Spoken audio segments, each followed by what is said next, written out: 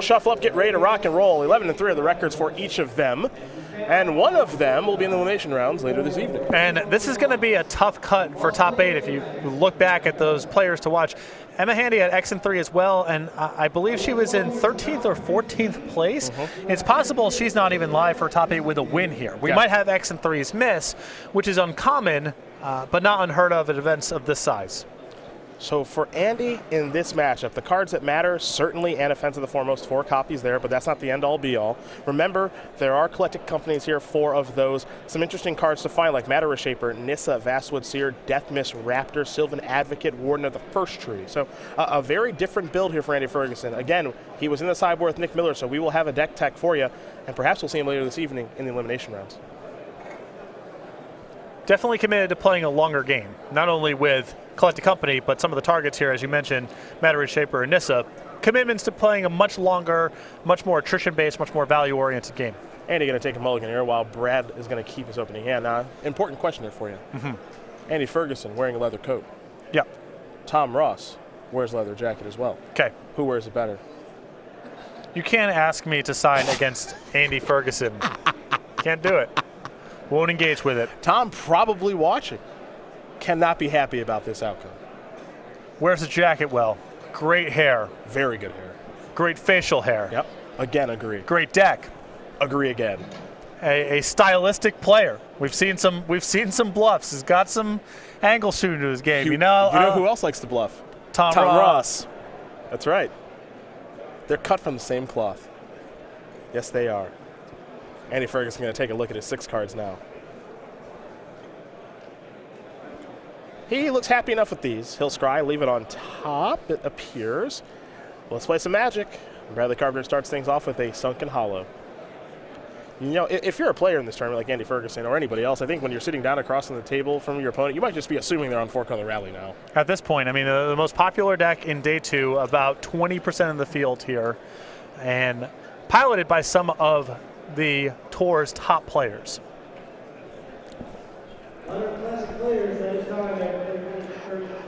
A Flooded Strand from Bradley Carpenter is going to get a basic Plains.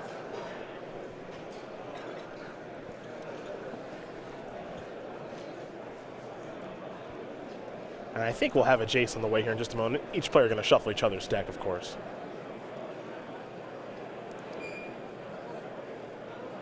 And here is Jace for Bradley Carpenter. Over to Andy Ferguson we go.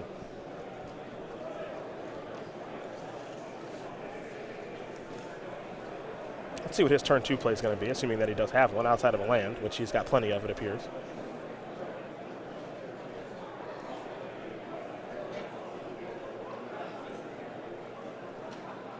Alana Warwace, a Sylvan Advocate. Very popular card this weekend. Almost everyone that we've seen that's playing green, that's not playing Rally, has Sylvan Advocate in their deck. And there's been a need for a while for a premium 2-drop 4 green. Snapping Gnarlid and Heir of the Wilds, they're functional Magic cards, but they were more of a necessary evil in a deck like Abzan than they were cards you were really excited to play.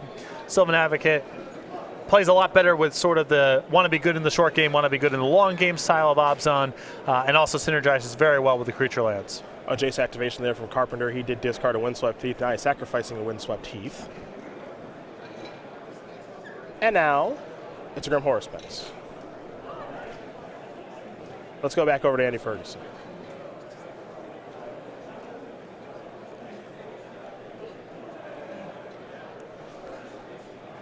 See what he can figure out for this turn.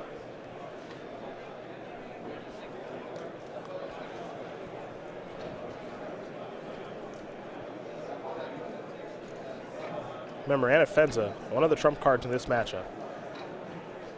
Even though it's not as good as it used to be, it's still a prize here. And especially in this sort of game where Carpenter is opening up very strong here. Turn 2 Jace, Jace is not dead. He's got land drops, I believe, Collected Company in hand. A way for him to hopefully hang on in this game on Ferguson's side. If he has an Anafenza, Carpenter can't happen to answer it. And Carpenter can't really get very much going.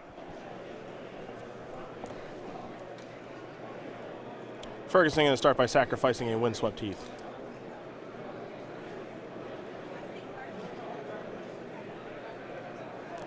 a basic forest. And it appears a spell on the way here in just a moment.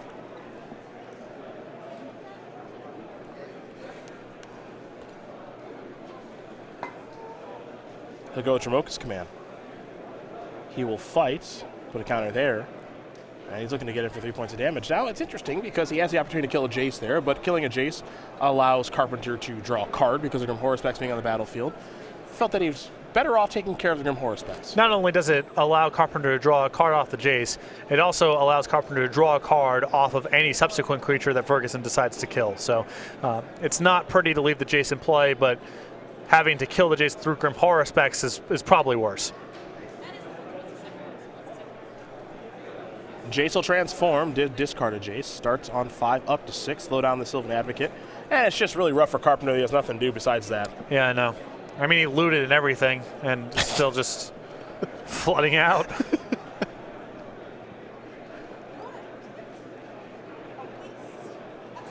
Ferguson, oddly enough, has Collective Companies in his deck, so you know that's on the top of his mind right now.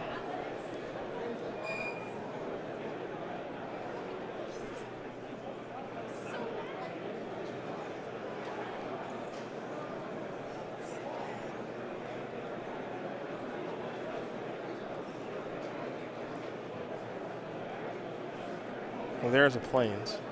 That's land number 4 for him. I hope Ferguson does the same frustrated sigh and pass with Collective Company in his hand. Me too. A Collective Company sigh off. Oh, yeah, just nothing. Go. Just go. We're just both flooding out so badly. Here's a Collective Company from Bradley Carpenter. And a Collective Company from Andy. Shocking all around. Yeah, they were both bluffing. A Matter Reshaper and an Anafenza. Those are the cards that Ferguson's going to get. Now, I don't love responding. I was about to say the same thing. The problem here now is that Carpenter's Reflector Mage, if he happens to find it, gets to take Anafenza off the battlefield. And Sidisi's Faithful could do the exact same.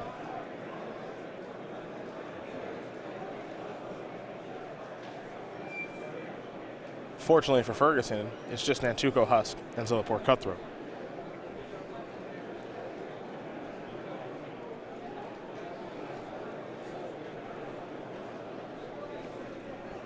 So both players' Collective Companies have resolved, and now we head back Bradley Carpenter's way, who, because of Jace, can cast it yet again.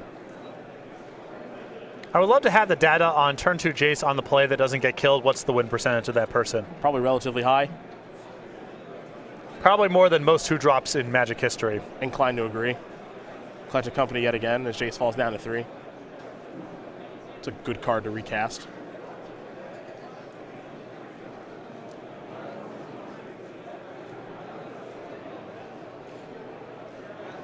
Carpenter going to go with his Zillipore Cutthroat and Reflector Mage, and there is the problem card.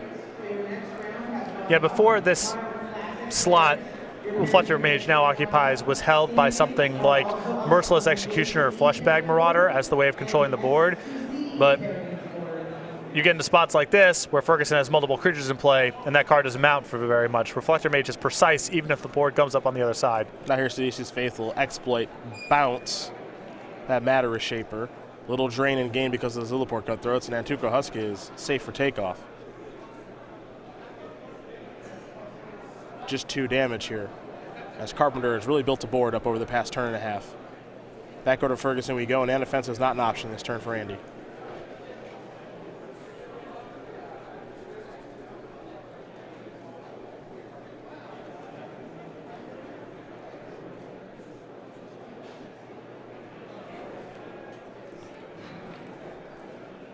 So Andy's got some real things to think about now, again, because Anafenza is not an option due to Reflector Mage, and he's behind on the board, and it's only going to get worse, too. Carpenter has built up a nice board here with Nantuko Husk, 2 Zillipore Cutthroats, Reflector Mage, Mana Base looks good, and that Jace that's on 3 counters. I believe Rally in hand as well. Yeah. It's looking tough. Very good chance if Ferguson taps out for something like Siege Rhino that he just dies.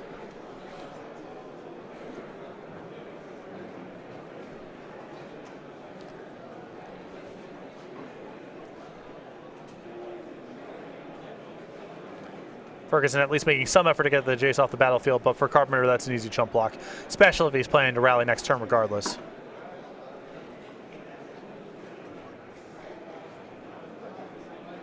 There's Deathmatch Raptor. And simply passing the turn back.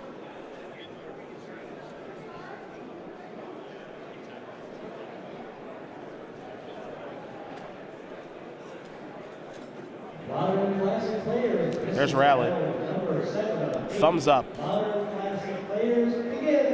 And, well, I think Andy Ferguson might be dead. Yeah. Well, I thought he would be dead if he tapped out for Siege Rhino, and he didn't even get 3 life for his trouble with the Deathmatch Raptor. So I'd be surprised if he got it out of this turn. Yep, and he's going to pick up those 2 creatures and those lands and call it a day. Brad Carpenter's going to win game number 1 here over Andy Ferguson. 4-color Rally, up a game over Obzon Company. A very popular deck here this weekend, and we're going to see a couple of copies in elimination rounds. I'm sure one of them could be Brad Carpenter. As we get ready to take a look at the sideboard here, see what Ferguson can figure out with 4 Ration Clerics, 3 Duress, 2 Silk Wrap, and some one-ofs here in Felidar Cub, Pitiless Horde, Infinite Obliteration, Warping Whale, Kalitas, Trader of Get, and Murderous Cut. So he's light, obviously, on counter spells that can interact with the combo here. So I think that he's forced to bring in some copies of Duress to hope to snag those spells. I like the Silk Wraps in this matchup. Removal that exiles, more interaction with Jace early on in the game.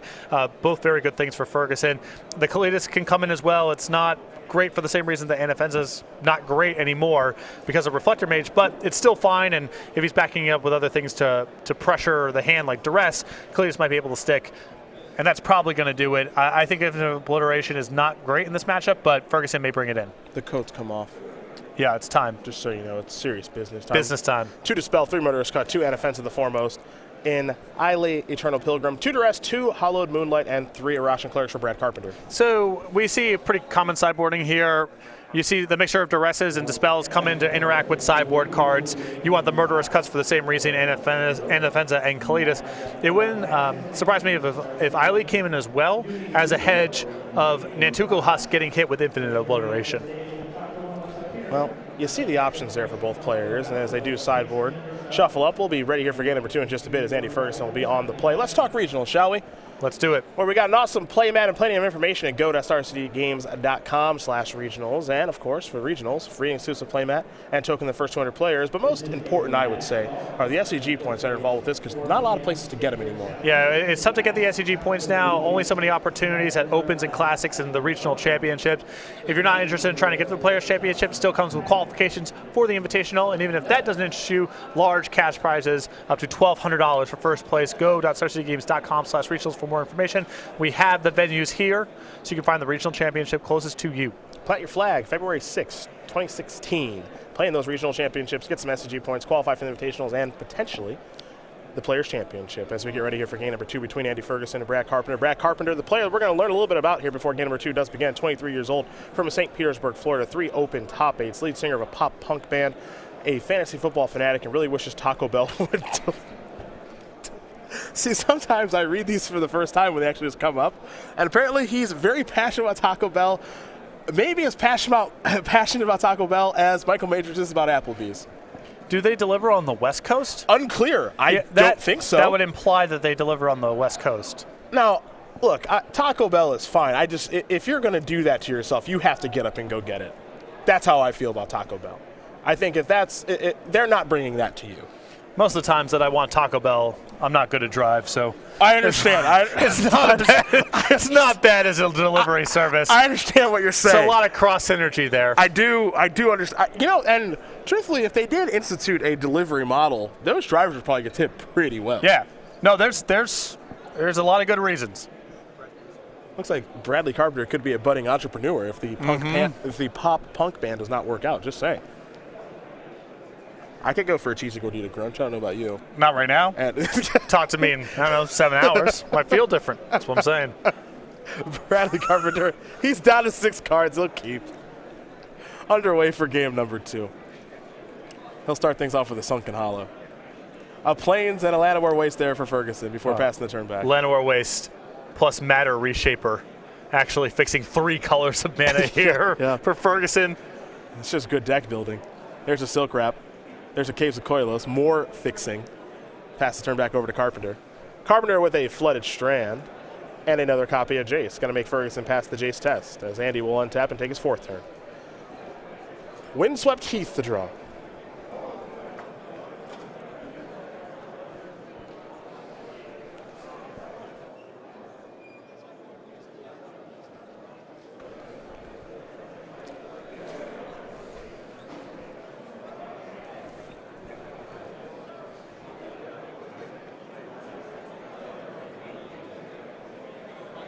There is the Matter Reshaper.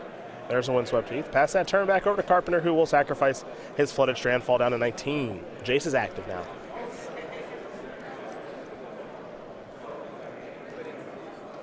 But at least Ferguson has a little something going on the battlefield, as opposed to before where Jace kind of was the first thing going on and accrued way too much of an advantage for Carpenter for Ferguson to come back from.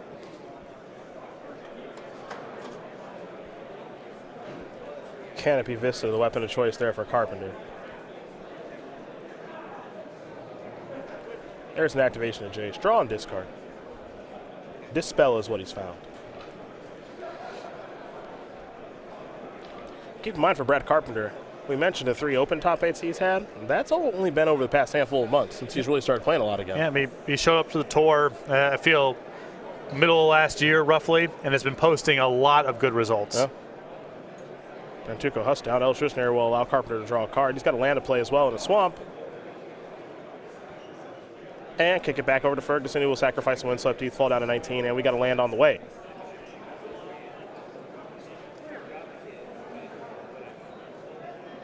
He'll go with the Canopy Vista himself.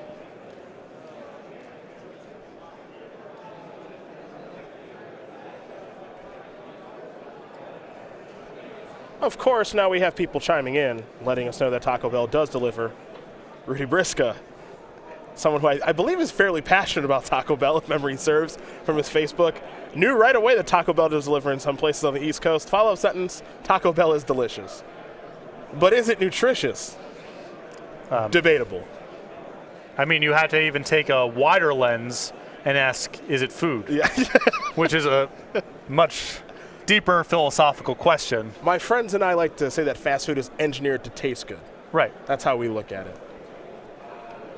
There's a Sylvan Advocate. It displays both the blessing and curses of technology. Correct. It would not be possible without technology. That's a positive. Mm-hmm. It would also not be possible without technology. It's a negative. That's a strike. Is that cheese? Good question. Why? So just you have to pull the lens even further back. Mm-hmm. And I've just been informed that Taco Bell now will be sponsoring the SCG Tour. Oh, great. And delivering to all East Coast venues. So that's good news for Brad Carpenter. Here's Eiley, Eternal Pilgrim, and a passing of the turn. Carpenter missing some land drops here, but still operating just fine. As long as Jace stays on the battlefield, it's not going to be all that bad for him. He's going to have opportunities to fix his draws, start flashbacking spells, and honestly, he's doing fine on the board as it stands. There's a lot of pressure on Ferguson in the matchup to get ahead on the board, ideally find an Anafenza, and force Carpenter to flounder around with less efficient creatures. If Ferguson can't even get the first thing going, even if Carpenter's missing land drops or missing critical pieces of the puzzle, the rest of it doesn't really matter all that much.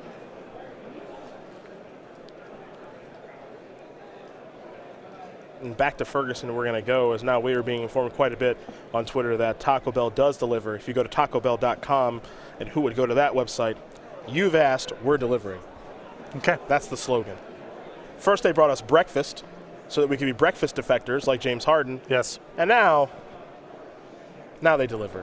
What's next? It's the power move. Right? It's got the egg, cheese. Mm-hmm. Egg is in quotes, cheese is in quotes. I am not a natural salesman for a number of reasons. You know this. I could perform a better pitch than James Harden. I would do you better than that. Yeah. Well, it's appreciated because James didn't try very hard in that commercial. Or he might have been trying as hard as possible.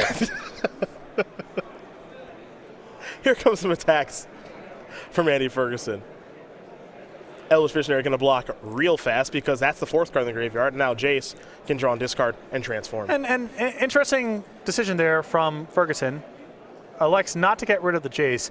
I think the philosophy here is, well, there's no spells in Carpenter's graveyard to begin with, so he can't get too hung up on it. Also, he just needs to start attacking and closing out the game as fast as he can, and Eiley's an effective blocker. So as long as Carpenter doesn't have much going on in the way with spells, let him have the Jace and try to get some pressure going.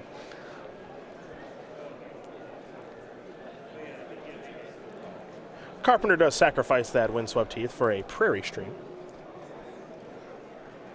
Well, let's see what's next here for Brad.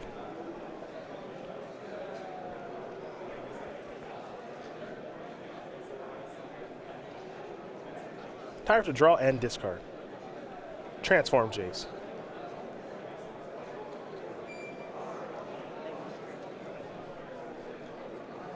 The discard was a Flooded Stream. And now Jace will start on 5 up to 6, slow down the Sylvan Advocate. Reflector Mage is here. Matter Shaper is going to disappear. We're not going to see that one for a turn or two. Going to go back to Andy Ferguson, though. I believe Den Protector the draw now. It's a nice one, although Ferguson also working with very little in the graveyard. Den Protector's kind of fallen off a cliff recently. It was a really powerful card for a little while there, but not seeing very much of it this weekend. Andy going to test the waters there of the Sylvan Advocate. Now, it is a 4-power creature, but Jace knocked it down to a 2-power creature. But Ferguson loves to... The attacks that are free just to test if your opponent's paying attention / maybe you're bluffing an Abzan Charm they care about, Ferguson never misses those attacks. I've never seen him miss one of those attacks once. If he has a 2/2 and you have a Johnny offshoot, he's not forgetting to try. Yeah. It's automatic for him. I got to know. The play doesn't have to work that often for it to be great. It has to work once, basically. Elvish Visionary is going to draw Carpenter a card. Looks like a couple copies of Reflector Mage in his hand now. Jace is up to 7. Slow down the Advocate. There's Jace. Carpenter's starting to build up a board like Rally likes to do. Here's Collected Company. Carpenter has Dispel. And Ferguson could have done this last turn, but did not cast the Collected Company, I assume, out of respect for Dispel. Then he drew Den Protector. Now he's happy to do it. Can force it through that way. And he can actually unmegamorph Den Protector right now and cast Collected Company on his main phase, and that's what you might see him do. So there's Den Protector. That play from Ferguson, pretty savvy. I think a lot of people would have just fired off the Collected Company there. But he sensed Dispel and waited until he had backup before he was willing to cast it. So Den Protector gets counter, of course. Now here is a main phase Collected Company, since Dispel is down. Let's take a look at those top 6. See what he does fine. Matter Shaper's in there. Drunk Command you can't take. Neither can you take Hissing Quagmire.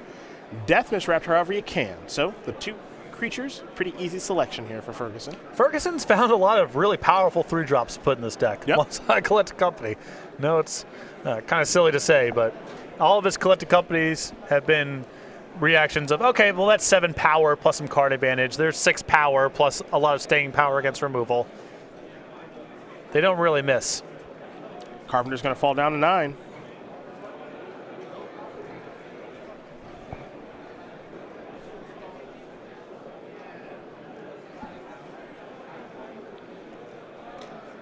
Up goes Jace. Den Protector's going to slow down now, but that means the Advocate's good to go. And now here's an activation of Jace. Carpenter clearly needs some help with how he's playing this game. Well, he hasn't found any of the linchpin spells. And in the absence of that, he's just trying to brawl. And Ferguson's deck, for a while there, Carpenter was keeping his head above water with these Reflector Mages. But now Ferguson, with the help of Collected Company, with making his land drops with Sylvan Advocate, he's just putting so much power into play that you're starting to see the discrepancy in the quality between the 2 creatures. Zilliport Cutthroat down. Now Jace does transform, loses the other Jace. Tick up, slow down. Either the Advocate or the Death Misraptor. He's going to go with the Advocate. But using a Jace that's at that much loyalty, then looting and using a Jace again just to plus, this is a sign that the Carpenter feels he's up against the ropes a little bit here. And he's trying to buy as much time as possible to find Collected Company or rally the Ancestors.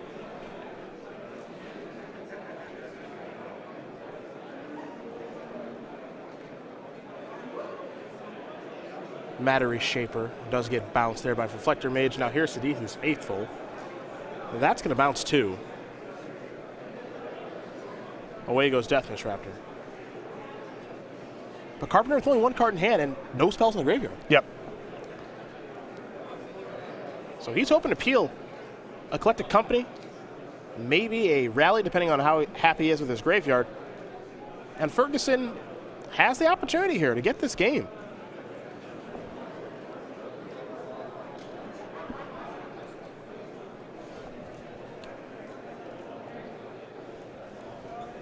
he's got a shot, that's for sure. You know, these Reflector Majors have bought Carpenter a whole lot of time. Way more time than something like Fleshbag Marauder would have purchased. Yeah, I think Fleshbag Marauders and Merciless Execution, I think those days are maybe over for this deck. Maybe 1 or 2 in the sideboard. That's about it. Reflector Mage has really shown how powerful it can be, and we can't forget about that Anafenza as well. Such a great answer to that card. Remember, this is the game where Ferguson played that very early on, and it got bounced by Reflector Mage. But then he's done a nice job of building up a board, which he has here. And eventually he'll get to be able to start attacking again as we head back over to Bradley Carpenter.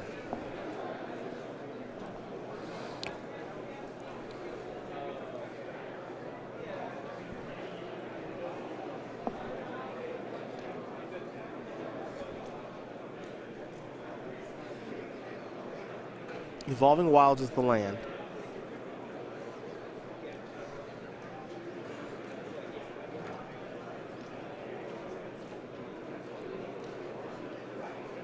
And now there's an Nantuko Husk. Pass the turn back. And now Carpenter is officially on empty, facing down Anafenza, and a vastly superior board on Ferguson's side.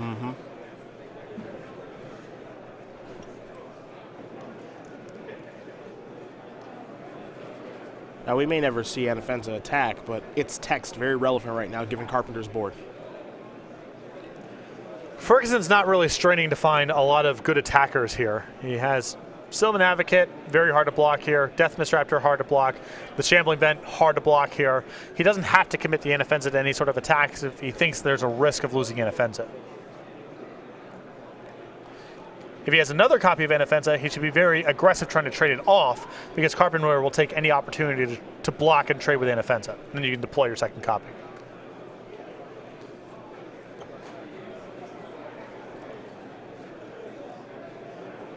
Here comes Death Misraptor.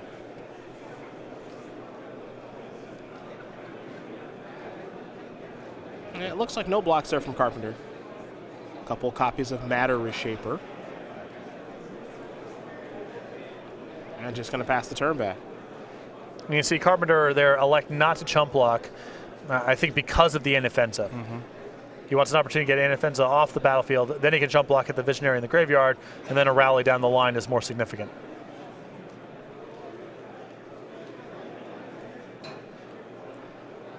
Well, Evolving Wilds will allow Carpenter to find a land. Again, he's empty-handed, so it's time to untap and draw a good one. But the company might be the best of the bunch. Did not get a great look at what he drew, however. He is already reorganizing his mana. It's an Elvish Visionary. That's redraws.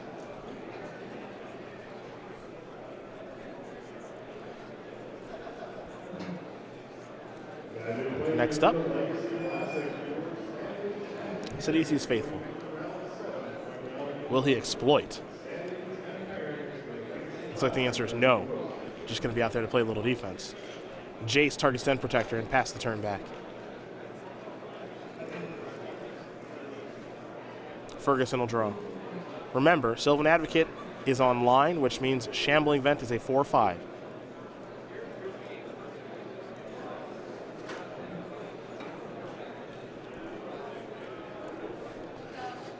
And there's a lot of pressure on these attacks here from Ferguson because he cannot afford to give Carpenter one extra turn. There's so many draws that are disastrous for him right now.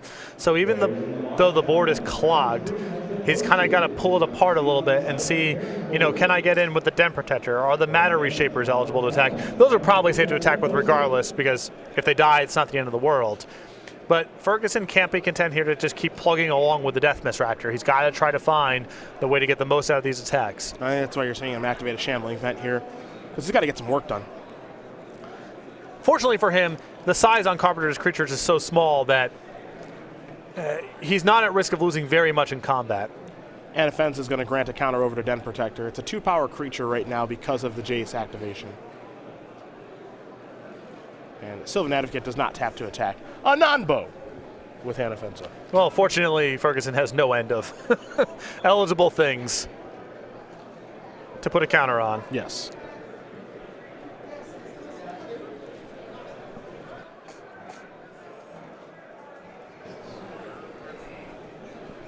Now it's time for Carpenter to decide how to block here. You see he's at 6, Andy Ferguson at 15.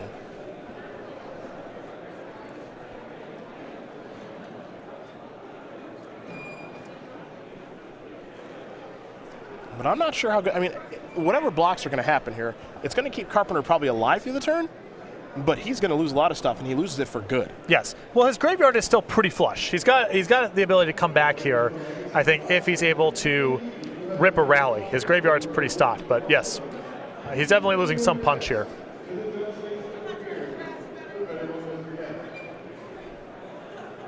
So Carpenter's going to figure out how he wants to block with these creatures. Ferguson's likely to gain a little bit of life in the exchange because of the Shambling Vent, though I suppose Carpenter could sacrifice the Elvish Visionary that's blocking the Shambling Vent to an Antuco Husk to prevent the life gain, though life gain might not be the biggest concern right now for Carpenter. At this point, Carpenter can't really make any inroads on the board. He's just got to basically chump block, save as much life as possible, and hope that the top of his deck yields rally.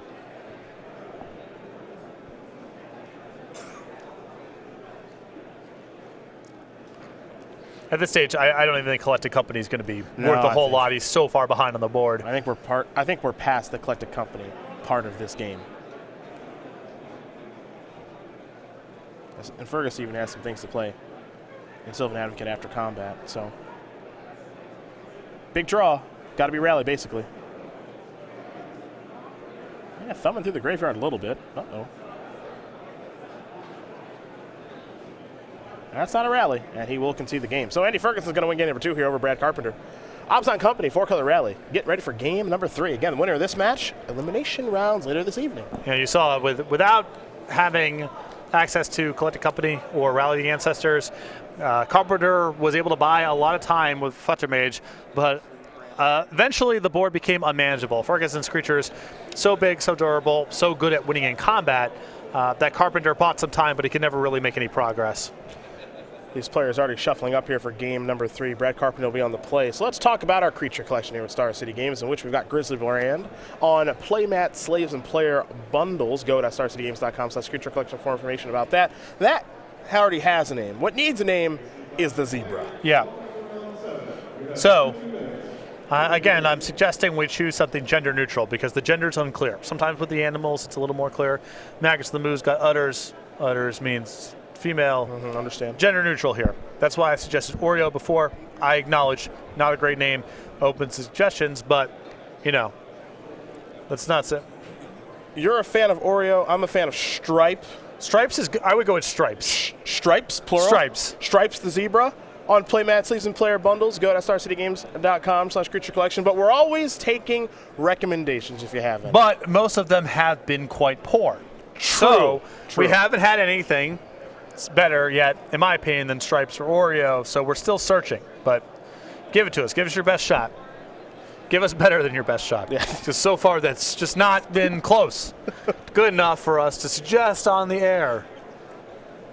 Game number 3 about to make their way. And we take the naming of our creature collection animals very seriously. We do. This is not a joke. It's a craft. It's a name. It's a name. Yeah. They have to carry with it for the rest of their animatronic life. They get emblazoned on playmat sleeves. Matters. Exactly. It does matter. Matters. So we need you as a community to help us in naming our animals. But as Patrick has mentioned, unfortunately, not off to a great start. Let's be honest with each other. It hasn't been great so far. And I'm not saying that I'm dealing out aces here either. I haven't been. I don't have a great name. Oreo is mediocre at best, but that's still the best suggestion thus far. I know we can do better. You know what's not mediocre? The Orzhov Cookie Crumble. That was not mediocre. Which has Oreos in it. Yeah. So we are, after this round, we are getting some ice cream. We are going to get some ice cream. It's going to be really good again. Yeah. Cannot wait. Shout out to Brewsters, who in their name, it says real ice cream, as opposed to what exactly? Well, we can take, again, we can take the lens back a little bit, widen it, and talk about food in quotes that you typically purchase. It's a lot of, there's probably, the average ice cream that you buy at the grocery store probably contains more petroleum products than you'd like to believe. That's depressing. That's just depressing. You've just brought the whole broadcast down into a somber mood. That's my role here. Yeah. You didn't have to bring me back for 2016. We could have just walked off stage left. But no, that's not how this went down. So you got to live with this. And all of you listening have to live with this as well. Canopy Vista here for Brad. Shambling bed for Andy. We'll see what comes next here for Mr. Carpenter as we try to lighten the mood a little bit with some more Magic. Telling you right now, go to the grocery store, find the generic brand tub of ice cream there, look at the ingredients. Want you to read the ingredients, tell me how many things you read on there there are words you do not recognize from anywhere else. It's like looking at an expedition. Yeah. What is that? What is that? A polluted delta here. I thought it was just supposed to be like milk and butter and sugar, right? Nope. Nope. Nope. No, it's not. It's actually a flooded strand. My apologies. Go to Taco Bell and go get some ice cream. Tell me what you got in there. Please don't. We're going to lose our audience quick if they do what you're suggesting. There's a silk wrap. Down goes Jace.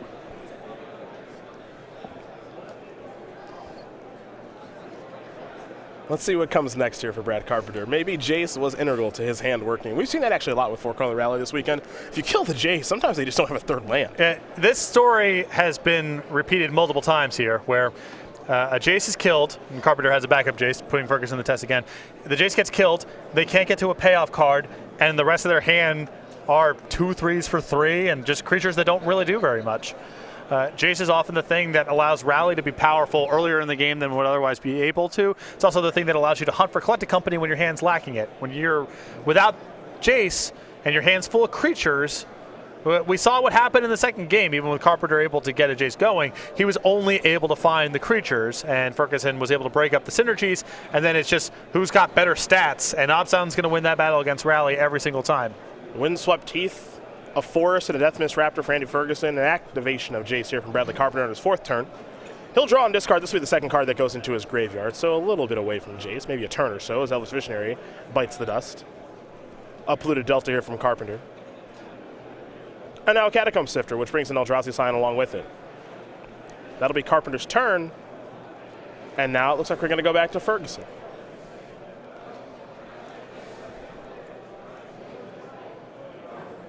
Deathmist Raptor coming on in. Polluted Delta will be sacrificed here by Brad.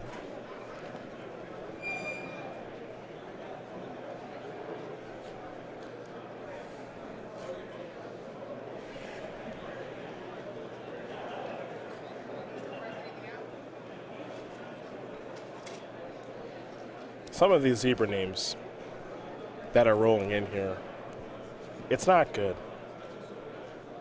The good news is people are giving their best effort. The bad news is people are giving their best effort. Tom Ross has come here with Orzuvs. Orzuvs? Okay. I don't hate that. That's not bad. Zippy? Zippy's not bad because, you know, alliteration, that's important. Here's a morph. Could be anything, likely to be a den protector. Maybe zebras just aren't conducive to having good nicknames. That's the attitude of a quitter. Yes, it is. And I don't allow that here in the booth. Just gonna give up. Your opponent didn't. I didn't play a spell, Scott. You can't just quit. Okay, you can't just quit. Okay, and neither can the community. Zebra the zebra. Yeah. We have our winner. Carpenter has found a copy of Collected Company, by the way. He's just trying to figure out what he's going to discard with Jace. Naming zebras might be the kitchen finks of Magic. Just causes me to concede on the spot. Yeah. Here's a main phase Collected Company. Carpenter will take a look at the top 6 cards. We'll see if he can find 2 creatures to put into play. Elvish Visionary. And then Tuco Husk will join the battlefield.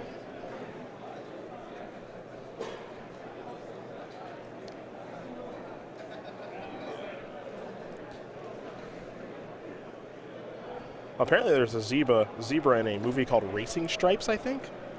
Maybe we can just steal and get sued. I must have missed the premiere of that one.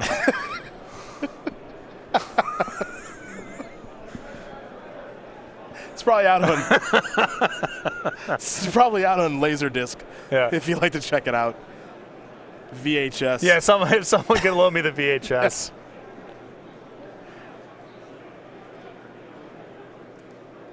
Andy Ferguson starting to get himself in some trouble here, I think. Well, Jace is still active. Husk is out there. And if he can't kill the Jace, and there's reason to suspect he can't because he would have killed it a while ago, that Jace is going to flip next turn, and there's going to be another Collected Company, and then it might not even matter if Carpenter never finds Rally, because the board just might become unmanageable. Ferguson's got to find something like a Dromoka's Command or a Silk Wrap, I think. Elvish Visionary is going to block Deathmist Raptor. Elvish Visionary will be sacrificed to Nantuko Husk, which means Catacomb Sifter will allow for a Scry. Bit of a deep breath there from Ferguson. Here's a Sylvan Advocate. And there's an Eiley, Eternal Pilgrim, and a passing of the turn. This is the problem here when you're playing against 4-color Rally. You can only have so much creature removal in your deck because if you have too much removal, the game just slows down and eventually Rally burrs you. But if you fail to answer the Jace test, this is going to happen pretty frequently. You need some removal, but not too much removal, and it's hard to thread that needle.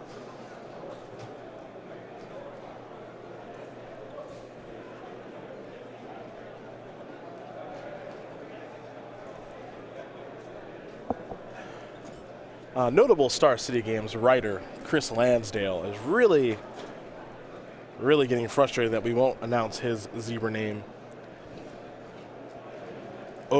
Zebra Dat. That's like Obsidat, but it's got zebra. So I went to this well, too. I went to the, all right, zebras are black and white. Okay. Is there an Orzhov joke to be had here somewhere? So Obsidat, so Obzebradat. That's, it doesn't really roll off the tongue there. I'm not sure how anyone's supposed to say that. Got to give this some more thought. Yeah. The effort I appreciate. I understand where you're going here. You know, is there an Orzhov Pontiff pun somewhere? I was in the recesses of my mind trying to think of something. I didn't have it, but that's where I went to. So Chris is on the right track. If there's a sweet name, it's got to be there somewhere. For Bradley's turn, by the way, activate Jace, draw, discard, transform. Recast Collected Company, Sidisi's Faithful, and another Jace. Exploit the Sidisi's Faithful, bounce. Another Jace is out there as well, along with Nantuko Husk and Catacomb Sifter. But that was not the best Collected Company we've ever seen. No, that's not the lock here. I mean, if you had something like Grim Horror Specs, Catacomb Sifter come off, that might be too much. Not immediately for Ferguson, but it would wear him down too much. This is a survivable Collected Company. Ferguson can keep playing through this. And Sidisi's Faithful bounced Eiley. So Ferguson can still actually get some work done, and Deathmist Raptor's still a plenty fine attacker. Now that morph, we actually don't know what that is. We joke and we say it's Den Protector most times, but he actually has Deathmist Raptor in his deck. So it could also be Deathmist Raptor. Well, he also has really nothing of value to get back unless he really wants land number 6. It looks like he's doing that now. Okay. It's also going to say he has some incentive to sit tight on the morph in case something happens to his Deathmist Raptor, he can get it right back. Well, he actually does have some incentive for land number 6 because it turns on Sylvan Advocate. Yes. Which means also it turns on Shambling Vent and the Hissing Quagmire that he has as lands. And now he can maybe fire up one of those creature lands and really starting to check Brad Carpenter's life total. Yeah, I mean, he can just start bashing here, get the Jace off the table, and at least force some challenging blocks for Carpenter. There's Sylvan Advocate. Been a star of the show here this weekend. And for the Verkason's build of the deck that's trying to go a little bit longer, has Collected Company and more powerful 3s. This card's even better here than it has been in the other builds of Obzon Aggro, because he's naturally trying to go a lot longer than the Obzon decks we've had on camera earlier.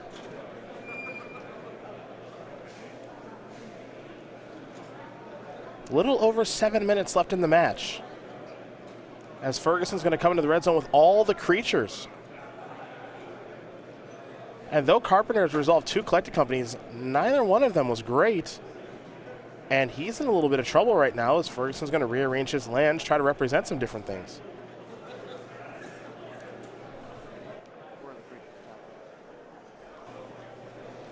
Carpenter's going to start by sacrificing Evolving Wilds. And in case you're wondering, all of the creatures are going at Brad. None of them are going at Jace right now. And Andy's logic here might be, well, the only thing Jace is doing next turn is plussing to -2/-0. There's not another spell of note in the graveyard, so I don't have to worry about the turn after that. And it would require a lot of effort to attack this Jace, so better serve just trying to get this game over with inside of 2 turns if possible. A forest there for Carpenter. And as Carpenter shuffles, he's probably figuring out where he wants to block, as we've just been given Orzhov Pony. It's not a pony. It's not a pony. It's a zebra. I might take away everyone's Twitter rights moving forward.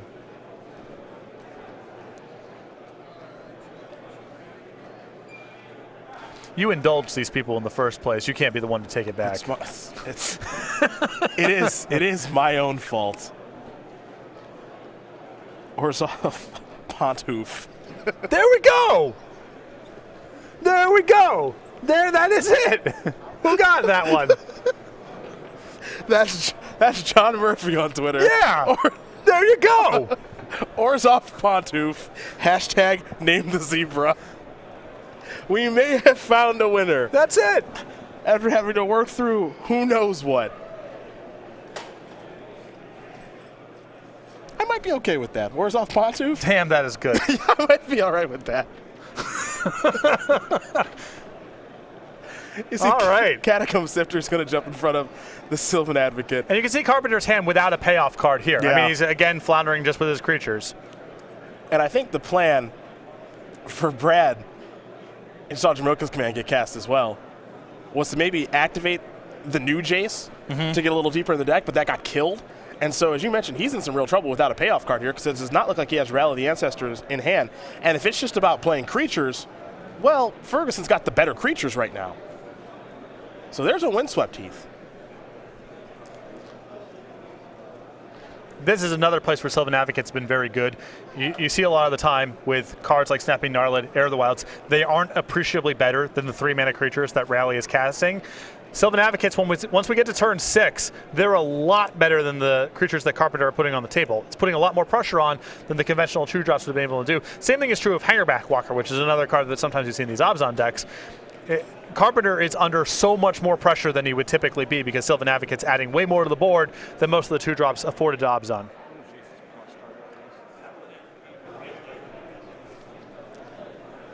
Carpenter going to reload. Catacomb Sifter, Eldrazi Scion, Jace. He already had Husk, and then Jace went up, and it targeted Den Protector. So Den Protector now is just going to be a 2-power creature. And Ferguson's still trying to figure out how he's going to slog his way through this board. Yeah, the downside here for Ferguson is that Carpenter's graveyard is still up and running, so Catacomb Sifter is going to get the opportunity to scry a lot if Ferguson moves into combat and any sort of trades or trump blocks occur.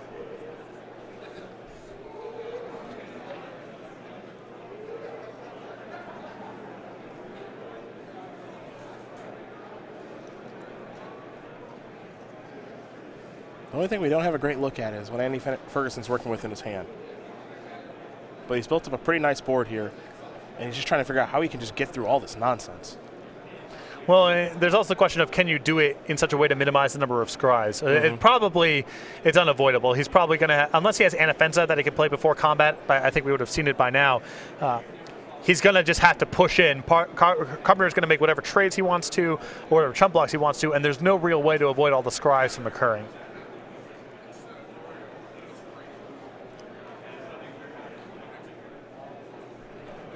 Whatever he's going to do, he's going to have to decide quick.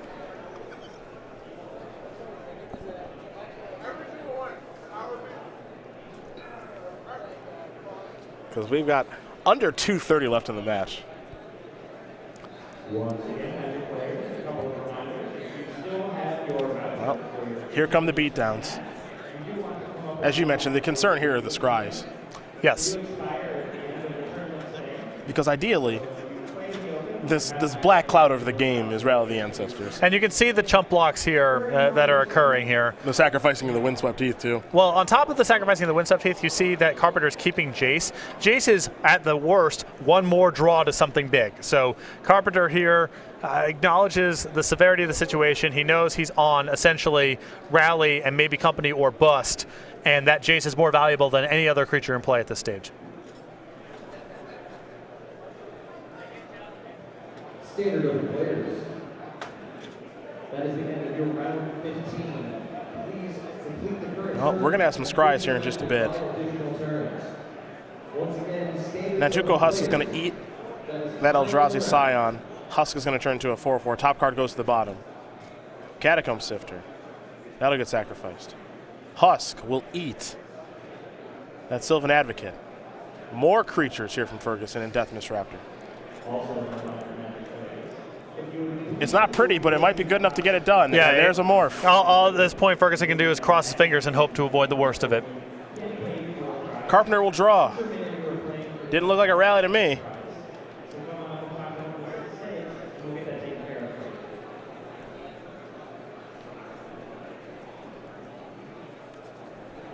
Jace is up to 4. Here's an activation of that Jace. Draw a card. I don't think it's a rally again. Now, I think he might get one more turn, maybe. Yeah, it depends on the leftovers on Ferguson's hand, but he's coming across for a lot of damage next turn. 2 lands in Flooded Strand and Evolving Wilds, and a Zilliport Cutthroat, I believe. This Jace is going to transform.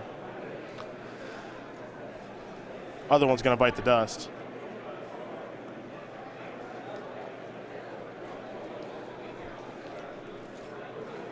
Up to 6. You saw the first one slow down Den Protector. The second one's going to slow down the Morph. There's Zilliport Cutthroat. Carpenter with 1 card left in hand. He can try to bluff a Collected Company, but I don't think it's going to stop Ferguson from attacking with as many creatures as he can. And I believe we have just hit turn 0. We have.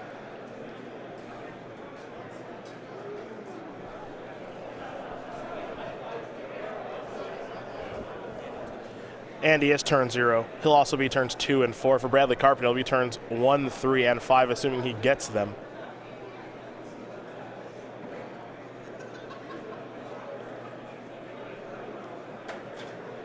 Ferguson going to try to figure out how to get this one over with.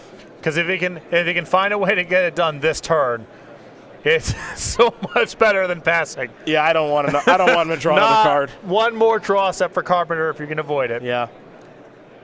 No more cards, please. Because if Carpenter draws Rally, he probably just wins immediately. Right, with Ferguson on 15 here.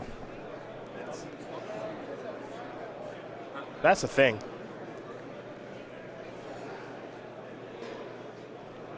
And if you're Andy here, you see a Husk and a Zilliport Cutthroat on the battlefield, so that puts Carpenter at kind of a virtual 12, I would say. Likely 11, but let's say it's 12 just because. And then maybe you count Collected Company into the equation, but if there's no Collected Company, I think you're just clear for takeoff. Now, Ferguson, I believe, drew a copy of Duress.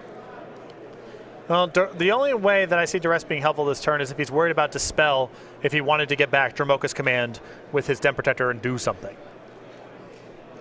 Because he saw Dispel last game. The other thing to note, though, however, is that he does not have a ton of black mana. So if he wants to fire up Hissing Quagmire or Shambling Vet, it requires the black mana that he has that matters. So he can't do something like Duress and fire up a creature land. Yeah, he also can't do Den Protect, Unmorph Den Protector, get back something, do something, and also fire up one of the creature lands. Exactly. He's a little short on mana to do everything he wants. He'll start with Duress. But he can Duress and Dromoka's command. Yes. It's a land for Carpenter. Maybe that makes things easier here for Ferguson. Remember, Jace has slowed down 2 creatures, and then there are 2 blockers, so maybe it's not a lethal attack this turn.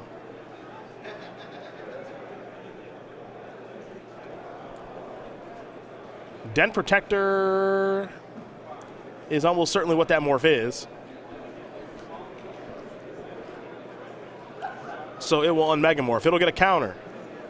We'll find out what it's going to return. I mean, I assume this is Dromoka's command to fight down the Nantuko Husk. Here is Dromoka's command. Counter on that Den Protector. Maybe, yes. I suppose it's more efficient to fight the Zilliport Cutthroat first. Sure. Carpenter gets a gain of life. He's up to 11. Now, the Den Protectors that are out there have both been targeted by Jaces over the past turn, so they're 2 power creatures.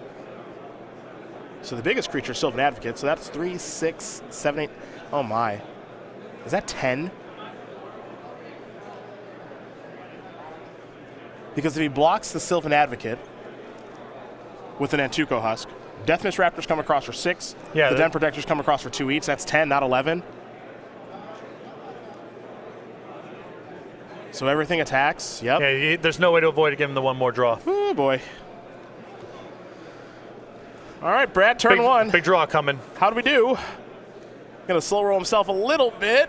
It's a Plains, and that's not going to do it. Andy Ferguson's going to win this match over Brad Carpenter, 2-1. Obzon Company will take care of 4-color rally, and it looks like Andy Ferguson is into the elimination round.